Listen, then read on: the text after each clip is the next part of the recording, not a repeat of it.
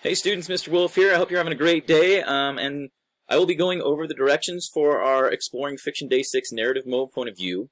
Our learning targets today is that I can identify the narrative mode and its impact in the short story, The Telltale Heart by Edgar Allan Poe, by performing a close reading. So you've already hit the directions, so that's easy enough right there. So the first thing is there's a mini lesson that I've created on narrative mode, and so there's some meaty stuff in there, and what you're going to be doing is as you're watching that, and listening there, you'll be filling out the blanks here and in this chart to complete your notes on that. Now you can pause and go back and forth between those as necessary. And then the number 3, there's some definitions there of omniscient, limited, subjective, and objective narration, so you'll fill those out as well. For second, phase 2, that's when we're actually going to get to the reading. So you're going to be clicking on that Telltale Heart link.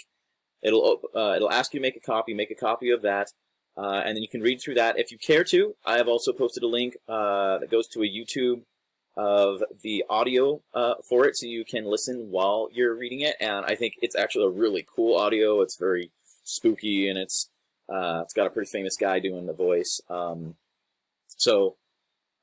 Christopher Lee, he's a very deep guy. So you can listen to that as you're doing, and while you're listening, please highlight any places you see evidence and development of the point of view in the story. So things that kind of add to those elements there. And then lastly, in phase 2, you'll be identifying the point of view and giving me a bit of evidence from the text on that, and doing that as well for whether or not that point of view is reliable or unreliable, and then again, evidence from the text there. Lastly, in our phase 3, there is a presentation quickly that you can watch on Edgar Allan Poe, just a little bit of background on who he was and what kind of style of writing. I mean, you've gotten a chance to see it now. But it'll help fill in some blanks on, like, why was this guy writing this kind of stuff?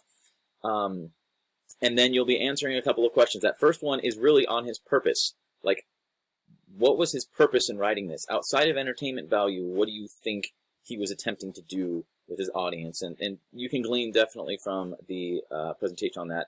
And then lastly, it's kind of asking a question about his theme. What was his objective in this? What did he want to accomplish by writing a story of this name? And you're going to follow that PEA process. And so if you need any help on that, there is that link back up there. And that should round out this assignment. Thanks for watching, guys. Bye.